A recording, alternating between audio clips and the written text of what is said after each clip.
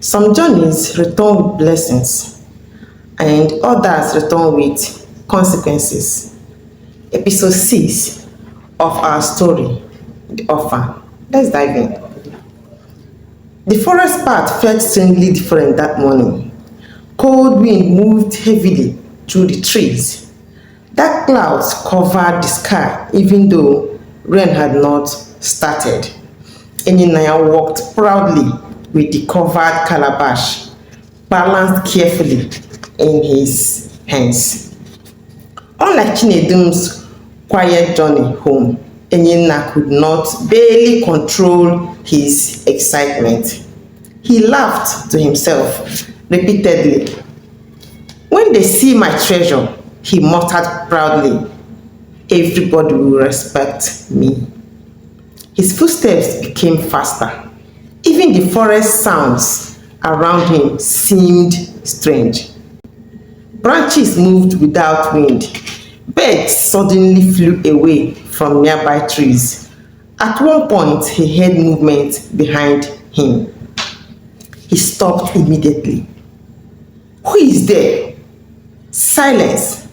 Only silence answered him. Enyinnaya scoffed proudly. These villagers are cowards. He continued walking. But several moments later, he heard it again. Footsteps. Slow footsteps behind him. His heartbeat increased slightly. He turned quickly. Nothing. No person. No animal. Only the long forest path stretching behind him. A faint fear slowly entered his chest. Then, suddenly, a whisper moved softly through the wind. Every heart carries its reward. Enyinnaya froze completely. What? The voice disappeared immediately. Fear covered his face briefly. But then he tightened his grip on the calabash proudly. No, he muttered. This is treasure. And once again, greed pushed fear away. Far away in the village, excitement filled Uncle Ezani's compound. Mama Uria could barely sit still. She moved around the house restlessly, preparing food. Goat meat cooked inside a large pot. Fresh palm wine waited in clay containers. Oriako danced around, singing happily. Our brother is returning rich. Even Uncle Ezani smiled proudly for the first time in many days. My son will succeed, he declared confidently. But nearby, Chinedum remained strangely quiet. He sat under the mango tree, staring towards the distant forest road. Something inside him felt wrong. Very wrong. He remembered the old woman's face, her warnings, her cold voice, and suddenly he remembered something else. Fear slowly entered his heart. Papa Nana noticed his silence. The old man walked towards him carefully. What troubles you, my son? Chinedum hesitated. Then, quietly he answered, I do not think the forest blesses everybody the same way. Papa Nana studied him carefully. What do you mean? Chinedum lowered his eyes. I do not know, but deep inside he felt danger approaching.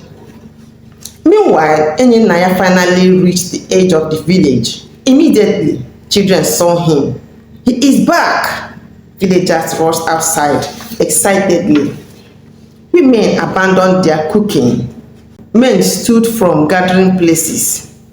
Everybody remembered what happened when Chinedum returned. Treasure, gold, diamonds. Perhaps this second journey will bring even greater wonders.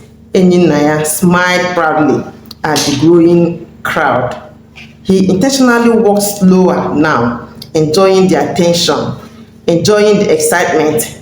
Inside the compound, Mama Oriako screamed happily the moment she saw him. My son! She rushed towards him joyfully. Oriakụ jumped around excitedly.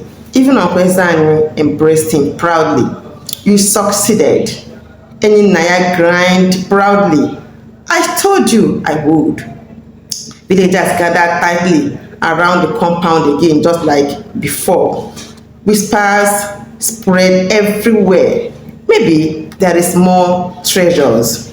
Perhaps the forest truly blesses people. This village may become rich. Meanwhile, Chinedum stood quietly near the back of the crowd. His heart beat nervously. Something felt terribly wrong. At the center of the compound, Enyinnaya carefully placed the covered calabash on the ground. Excitement filled his face. Mama Oriakụ clapped happily. Open it! Oriakụ jumped excitedly beside her mother. Yes, open it quickly! Uncle Ezani smiled proudly. This will change our family forever. Enyinnaya folded his shoulders proudly. Everybody should stand close and watch carefully. The crowd pressed closer. Children climbed fences. Even Papa and Nana stepped forward cautiously. Only Chinedum remained frozen where he stood. Fear tightened inside his chest. Then, suddenly, a strange cold wind entered the compound. Villagers looked around nervously. The sky darkened unexpectedly. Dogs nearby started barking wildly. One elderly woman immediately covered her chest fearfully. This does not feel right, she whispered. But greed and curiosity had already swallowed everybody's attention. Enyinnaya laughed proudly. You people fear too much. Then slowly, he touched the calabash. At that exact moment, the wind stopped completely. Silence covered the entire compound.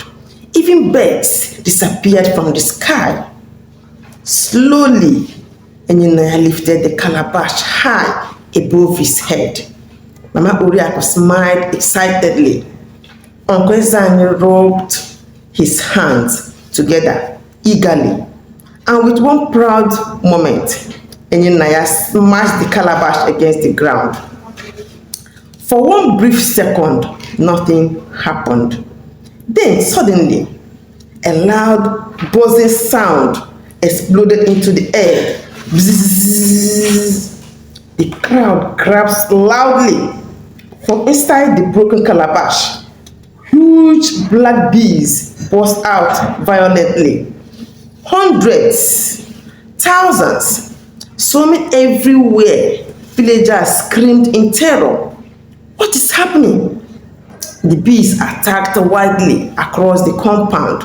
People ran in every direction. Children cried loudly. Women covered their heads. Men jumped over fences trying to escape, but the horror had only begun.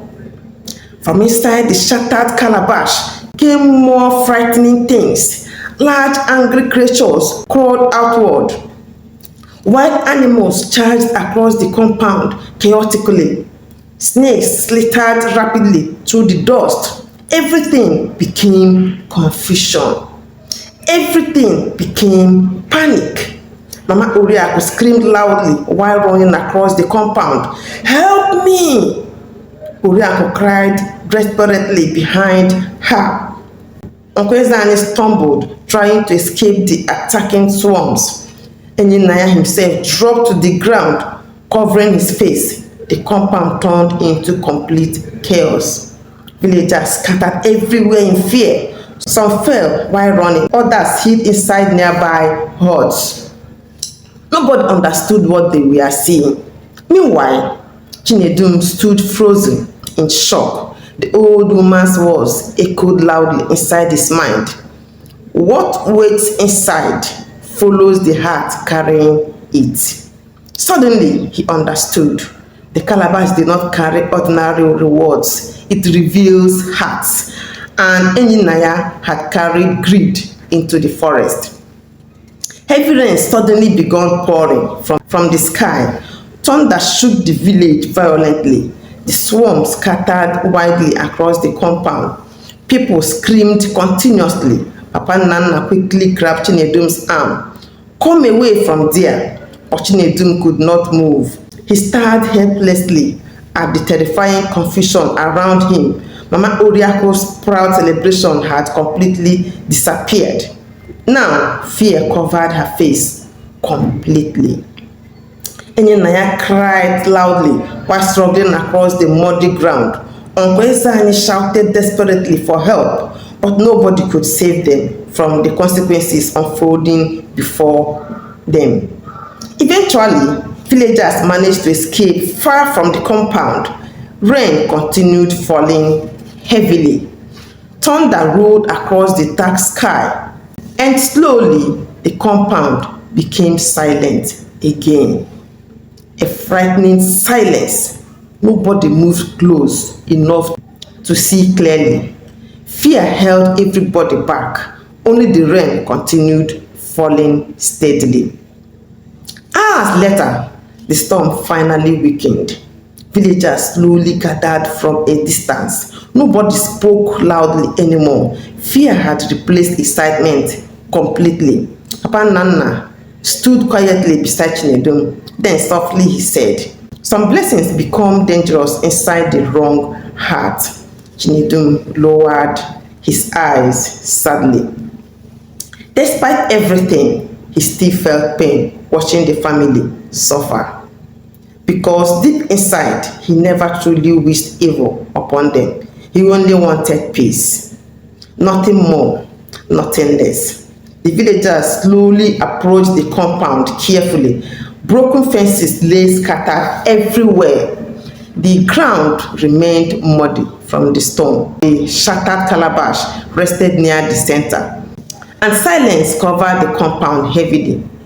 The same house, once filled with pride and cruelty, now looked empty and broken.